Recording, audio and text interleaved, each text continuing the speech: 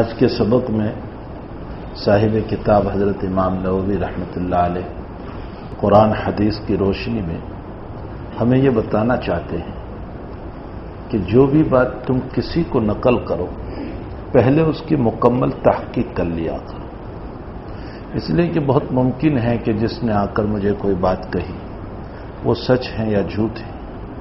اگر میں نے اس بات کو بغیر تحقیق کے دوسروں کے سامنے بیان کر دی تو نتیجہ یہ ہوگا کہ میں خود جھوٹا ثابت ہو جاؤں گا اور اپنی ذات کو جھوٹ میں مبتلا کر دوں گا۔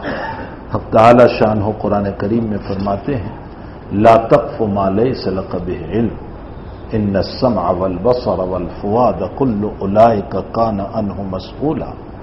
جس بات کا تمہیں علم نہ ہو اس کو نہ بولو، لا تقف ما لیس لک بہ علم، جس کا تمہیں علم نہیں اس کو مت بولا کرو۔ ان السمع کان، والبصر آنکھ، والفؤاد دل، تمام کو قیامت کے دن سوال کیا جائے کہ تم نے جو سن کر کے بیان کیا تھا وہ کس حد تک تمہاری تحقیق تھی، تم نے جو بیان کیا اور تم نے یہ کہا کہ بہت سی مرتبہ انسان دوسروں کی بات لے لیتا ہے پھر کہتا ہے نہیں میں نے دیکھا، جھوٹ ہو جاتا ہے۔ جناب نبی کریم صلی اللہ علیہ وسلم نے ارشاد فرمایا کہ انسان کے جھوٹا ہونے کے لیے یہ بات کافی ہے کفا بالمرء کذبا ان یحدث بکل ما سمع، انسان کے جھوٹا ہونے کے لیے یہ بات کافی ہے ہر سنی سنائی بات کو نقل کر دے۔ جو آج کل زمانہ ہے واٹس ایپ کا، واٹس ایپ خوب اسی پر فٹ ہو رہا ہے۔ جو بات واٹس ایپ پر آ گئی میں نے اس کو سچا سمجھ لیا اور پھر نیچے لکھتے ہیں اس کو فارورڈ کرو، یعنی دوسروں کو بتاؤ۔ اس کا مطلب یہ نکلا کہ یہاں سے جھوٹ لیا، اب میں دوسروں کو جھوٹ نقل کر رہا ہوں، دوسروں کو جھوٹ بتا رہا ہوں۔ واٹس ایپ جو ہے وہ سراسر جھوٹ کا مسئلہ ہے۔ کتنی حدیثیں اس پر جھوٹی آتی جو ثابت ہی نہیں ہے نبی کریم صلی اللہ علیہ وسلم سے، اس طرح کی جھوٹی روایتیں لوگ نقل کر دیتے، بہت سی جھوٹی خبریں شائع کر دیتے ہیں، جھوٹی خبریں اس کے اوپر نقل کر دیتے ہیں، بہت سی کسی کے متعلق غلط سلط باتیں، کسی کو بدنام کرنے کی باتیں، کسی کو ذلیل کرنے کی باتیں، کسی کو بے عزت کرنے کی باتیں واٹس ایپ پر ڈال دی۔ یاد رکھو ایک گناہ بڑا خطرناک ہے اور وہ گناہ ہے تم نے کسی سے متعلق کوئی بات لکھی اور وہ بات اس میں موجود نہیں تھی، الزام ہوا، اور الزام غیبت سے بھی بدتر ہے۔ جناب نبی کریم صلی اللہ علیہ وسلم نے فرمایا الزام جو ہے وہ غیبت سے بھی بدتر ہے، اس لیے کہ غیبت میں تو چلو کم سے کم وہ بات اس میں موجود تھی اور آپ نے کہی، الزام میں تو وہ بات اس میں موجود ہی نہیں ہے اور آپ نے اس کے اوپر الزام لگایا۔ میں نے ابھی عورتوں کے باب میں ایک جگہ بات کہی کہ شریعت اسلام نے عورتوں کا جتنا لحاظ کیا، پاسداری کی، جتنی رعایت کی ہے اتنی کسی مذہب نے رعایت نہیں کی۔ میں نے اس میں ایک مثال دیتے ہوئے یوں کہا کہ دیکھیے حق تعالی شانہ قرآن میں فرماتے ہیں والذین یرمون المحصنات الغافلات المؤمنات، جس نے پاک دامن عورت پر جو بالکل پاک دامن ہے، جس کا کوئی گناہ نہیں، اس نے کسی کے ساتھ آنکھ بھی نہیں ملائی، اگلا راستہ تو بہت دور کی بات، زنا تو بہت دور کی بات، اس نے آنکھ تک نہیں ملائی اور اس پر ہم نے الزام رکھ دیا کہ یہ تو اس کے ساتھ ہے، یہ عورت اس کے ساتھ ہے، یہ لڑکی اس کے ساتھ ہے۔ فرمایا قرآن نے کہ پاک دامن عورت پر جو بیچاری غافل تھی اسے پتا بھی نہیں تھا، ہم نے جو الزام رکھا اس کا تو اسے پتا بھی نہیں ہے اور ہم نے اس پر الزام رکھا۔ قرآن کہتا ہے کہ الزام رکھنے والوں کو کہو کہ 4 گواہ لاؤ، 4 گواہ، تمام مسئلے میں 2 گواہ، اس مسئلے میں 4 گواہ۔ کیوں؟ تم کسی کی عزت سے کھلواڑ کر رہے ہو، کسی کی عزت کو پامال کر رہے ہو۔ میرے بھائیوں کی عزت سے پامال کرنا، سنو حدیث، جناب نبی کریم صلی اللہ علیہ وسلم نے فرمایا جس نے میری امت کے مومن سے، چاہے وہ مرد ہو چاہے وہ عورت ہے، اس کی عزت سے کھلواڑ کیا وہ قیامت کے دن میری شفاعت سے محروم ہوگا۔ بہت سخت وعید ہے جناب نبی کریم صلی اللہ علیہ وسلم کی.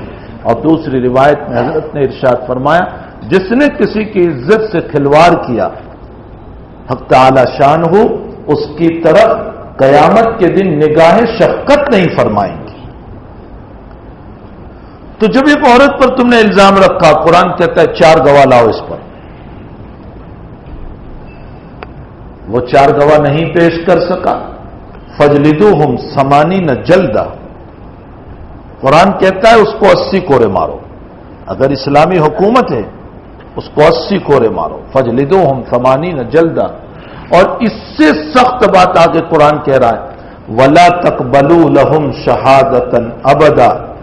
اور اس کی موت تک کوئی اسلامی کورٹ میں اگر وہ گواہی دینے آئے کسی سے متعلق بھی، اس کی گواہی موت تک قبول نہیں کی جائے گی. کیوں کسی کی عزت سے کھیلا تو نے کسی کی عزت کو پامال کیا، شریعت نے تیری عزت کو مٹا دیا.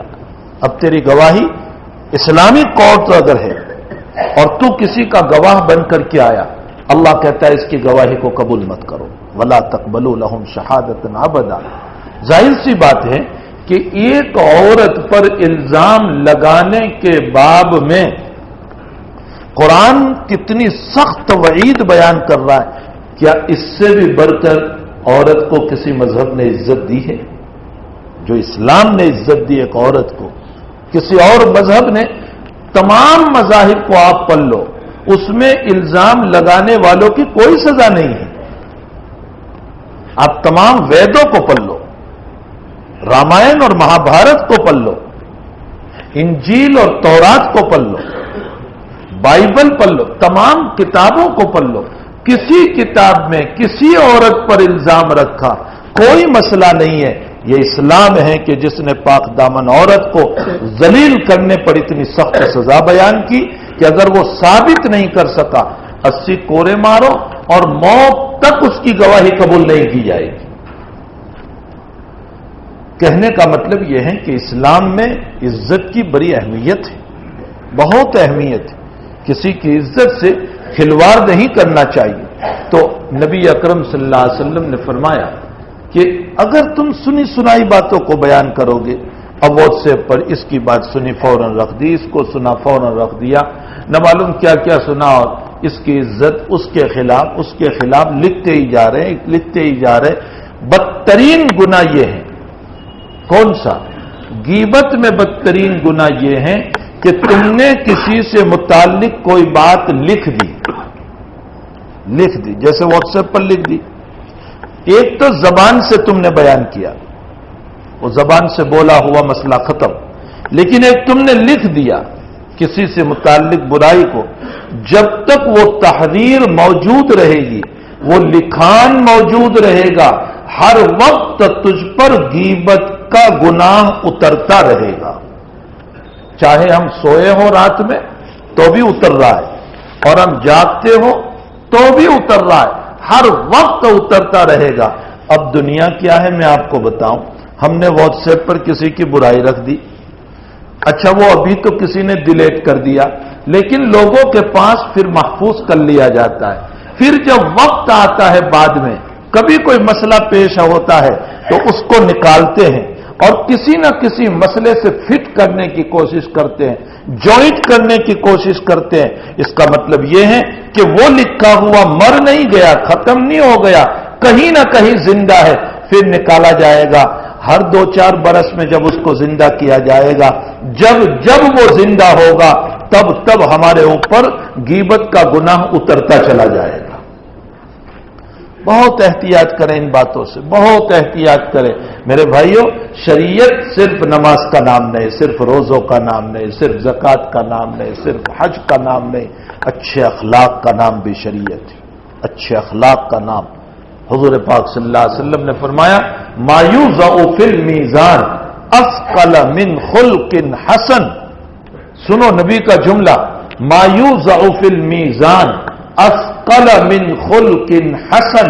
قیامت کے دن جب تیری نیکیوں کا پلڑا اونچا ہو گیا اور گناہوں کا پلڑا جھک گیا، فرمایا اللہ کے نبی نے یہ تیری نیکیوں کا پلڑا جھکانے کے لیے نماز نہیں، روزہ نہیں، زکات نہیں، حج نہیں، نبی نے فرمایا اچھے اخلاق اگر ہوں گے تو جھک جائے گا۔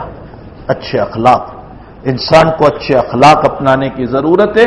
ہمیں چاہیے کہ ہم اچھے اخلاق اپنائیں، اچھے کیریکٹر ہمارے ہو۔ اگر ہمارے اچھے کیریکٹر ہوں گے تو اگر میری زبان سے میں کچھ بھی نہیں بولا، میرے اعمال خود ہی تبلیغ کا ذریعہ بن جائیں گے، میرے اعمال کے ذریعے سے دین پھیلے گا۔ تو فرمایا انسان کو چاہیے کہ جس بات کا علم نہ ہو، جانکاری نہ ہو، پورا پتہ نہیں ہے واقعے کا، فرمایا اس وقت تک انسان کو بولنا نہیں چاہیے جب تک تحقیق نہ ہو جائے۔ کفا بالمرء کذبا ان یحدث بکل ما سمع، نبی اکرم صلی اللہ علیہ وسلم کا ارشاد گرامی ہے، انسان کے جھوٹا ہونے کے لیے یہ بات کافی ہے کہ ہر سنی سنائی بات کو بیان کر دے، ہر سنی سنائی۔ بعضوں کے پیٹ کا ہاضمہ خراب ہوتا ہے، جو کہا گیا جب تک اس کو بیان نہیں کریں گے وہاں تک ان کو چین نہیں پڑتا ہے۔ بعضوں کا ہاضمہ خراب ہوتا ہے، ان کے سامنے کچھ بھی بولو، رات تک میں اگر کوئی نہیں ملتا ہے تو دیوار کے سامنے بھی بول کر سوتے ہیں، لیکن بولیں گے ضرور۔ بعضوں کا ہاضمہ ہی خراب ہوتا ہے، ان کو چین نہیں پڑتا جب تک کہ وہ کسی کے سامنے بول نہ لے۔ تو کفا بالمرء کذبا، بلکہ مسلم شریف کی ایک روایت میں ہے، حضرت ابو ہریرہ رضی اللہ تعالیٰ عنہ نے فرمایا، نبی کریم صلی اللہ علیہ وسلم نے ارشاد فرمایا، وہ انسان کبھی امام نہیں بن سکتا، رہبر نہیں بن سکتا، پیشوا نہیں بن سکتا، اسوا نہیں بن سکتا، مقتدا نہیں بن سکتا، جب تک کہ تحقیق کر کے بات کو بولنے والا نہ ہو۔ اس لیے کہ اگر ہر سنی سنائی بات کو ہم بیان کرتے رہیں گے تو کچھ وقت تک تو لوگ ہماری سنیں گے، پھر پوچھیں گے اچھا کس نے بیان کیا، تو جب ہمارا نام آئے گا تو کہیں گے راوی ضعیف ہے، فوراً یہ کہہ دیا جائے گا کہ بھئی وہ تو ضعیف آدمی ہے، ایسے ہی باتیں بیان کرتا رہتا ہے، اس کی بات کا اعتبار نہیں۔ تو ہمارے اوپر راوی ضعیف ہے کا اطلاق ہو جائے گا، اور پھر ہماری بات کو کوئی سنے گا بھی نہیں، کوئی قبول بھی نہیں کرے گا، اور جب بات قبول نہیں ہوگی تو ہم پیشوا نہیں بن سکیں گے، ہم رہبر نہیں بن سکیں گے۔ حضرت علی رضی اللہ تعالیٰ عنہ فرماتے ہیں، اگر تمہیں قوم کا رہبر بننا ہو، پیشوا بننا ہو، مقتدا بننا ہو، 4 باتوں پر عمل کرو۔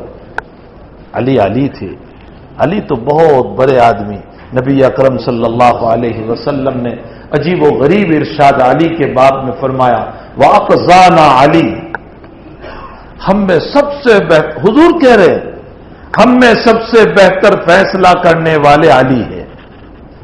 آپ صلی اللہ علیہ وسلم ہم میں سب سے بہتر۔ رومن جب فتح ہوا، روم جو اس وقت کی سپر طاقت تھی، جب رومن فتح ہوا اور اس کا تاج ہاتھ میں آیا، حضرت نے پیشین گوئی دی تھی اپنے زمانے میں کہ روم فتح ہوگا، اس کے کنگن ہاتھ میں آئیں گے اور اس کا تاج ہاتھ میں آئے گا، تو اس کا تاج ہاتھ میں آیا، اس کے تاج میں 120 کلو سونا تھا، 120 کلو سونا۔ اب آپ کہو گے وہ پہنتا کیسے تھا؟ پہنتے نہیں تھے، وہ تو یوں لٹکایا ہوا ہوتا تھا، جو اس کی کرسی ہوتی تھی اس کے اوپر لٹکایا ہوتا تھا، اس کے نیچے جا کر بیٹھ جاتے تھے، یہ اس کے پہننے کا طریقہ تھا۔ 120 کلو جب رومن فتح ہوا اور وہ تاج ہاتھ میں آیا، حضرت عمر کا زمانہ، امیر المؤمنین حضرت عمر ہے، آپ نے فرمایا میرا جی چاہتا ہے کہ اس تاج کو ہم ویسے ہی یادگار کے طور پر باقی رکھیں،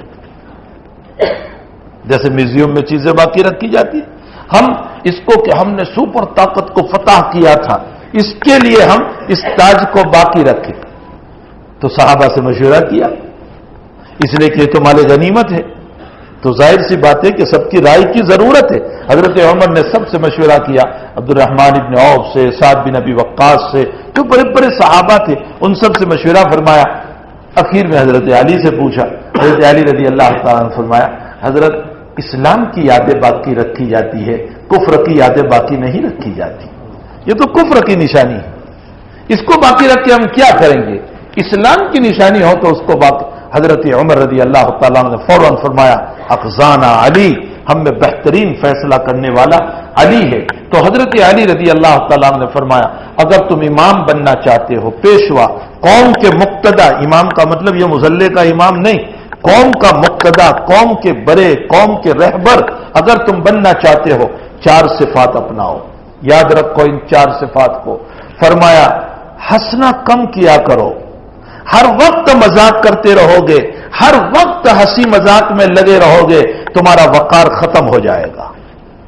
ہر وقت ہنسی مذاق اچھی نہیں ہوا کرتی، بقدر ضرورت ہنسیں. جناب نبی کریم صلی اللہ علیہ وسلم بھی مسکراتے تھے، ہنستے تھے. روایتوں میں ہے، بار بار حضرت کی روایتوں میں آتا ہے ہنسنا ثابت ہے. حضرت سے مزاح بھی ثابت ہے. کبھی حضرت صحابہ سے مزاح بھی فرمایا کرتے تھے. ایک صحابی رضی اللہ تعالیٰ عنہ آئے، فرمایا اللہ کے حبیب بیت المال سے مجھے سواری کے لیے اونٹنی دیجیے. حضرت نے فرمایا اونٹنی کا بچہ دوں گا. تو وہ کہنے لگے حضرت سواری کے لیے بچہ کس کام کا، مجھے تو اونٹنی چاہیے. حضرت مسکرائے اور فرمایا اونٹنی کتنی ہی بڑی ہو اپنی ماں کا تو بچہ ہی ہوگا. میں تجھے بڑی اونٹنی دوں گا لیکن وہ تو اپنی ماں کا بچہ ہی ہوگا نا. ایک عورت آئی، بخاری شریف میں روایت ہے، انہوں نے آ کر کے فرمایا یا رسول اللہ صلی اللہ علیہ وسلم میں جنت میں جاؤں گی یا نہیں؟ حضرت نے فرمایا کوئی بری جنت میں نہیں جائے گی. اب وہ رونے لگے، بری تھی وہ، عمر تھی ان کی صحابیہ کی. تو حضرت نے ارشاد فرمایا ارے بری بھی، یعنی کوئی بڑھاپے کے ساتھ جنت میں نہیں جائے گا، اللہ سب کو جوان بنا کر جنت میں بھیجے گا. سب کی عمر 32 سال کی ہوگی، حدیث شریف میں ہے سب کی عمر 32 سال کی ہوگی. دنیا میں آفتاب کے نکلنے سے ہماری زندگی پر اثر پڑتا ہے اور روزانہ ایک ایک دن بڑھتا ہے، لیکن جنت میں آفتاب ہی کا مسئلہ نہیں تو زندگی میں بڑھنے گھٹنے کا مسئلہ بھی نہیں ہوگا. بس 32 سالیں ہمیشہ یہی عمر رہے گی. اس میں کوئی گھٹاؤ بڑھاؤ نہیں ہوگا کہ انسان کم عمر کا ہو جائے، زیادہ عمر کا ہو جائے کہ چلو ابھی 32 ہے، کل 33 ہو گئے، پرسوں 34 ہو گئے، پھر بوڑھے ہو گئے. وہاں یہ مسئلہ ہی نہیں ہوگا. وہاں کا مسئلہ حق تعالی شانہ نے دنیا کے ان جمیلوں سے پاک اور صاف بنایا. تو حضرت بھی مزاح فرمایا کرتے تھے، لیکن ہماری طرح مذاق نہیں جس میں کسی کی توہین ہو جائے، جس میں جھوٹ ہو، جس میں کسی کی بے عزتی ہو. یہ ایسی مذاق نہیں، مذاق ہو سچی بھی ہو اور ہنسنے کی بات بھی ہو، سچی بھی ہو اور ہنسنے کی بات بھی ہو. سیدنا عبد القادر جیلانی رحمت اللہ علیہ، بڑے پیر رحمت اللہ علیہ کے پاس ایک مرید آئے اور مرید نے آ کر کے حضرت سے فرمایا حضرت دعا فرمائیے نکاح ہو جائے. تو حضرت مسکرائے اور فرمایا کل کو نکاح ہو جائے گا. فرمایا حضرت ابھی تو کچھ طے نہیں ہوا ہے اور آپ فرما رہے ہیں کہ کل کو نکاح ہو جائے گا. حضرت نے فرمایا میرے ایک مرید ہے، میں ان سے بول دیتا ہوں وہ اپنی بیٹی تمہارے نکاح میں دے دے گا، کل تمہارا نکاح ہو جائے گا. دعا کرانے کے لیے آیا، حضرت نے مسکرا کر ایک بات پیش کر دی. ہمارے اکابر کے وہاں بھی ہنسنا ہوا کرتا تھا.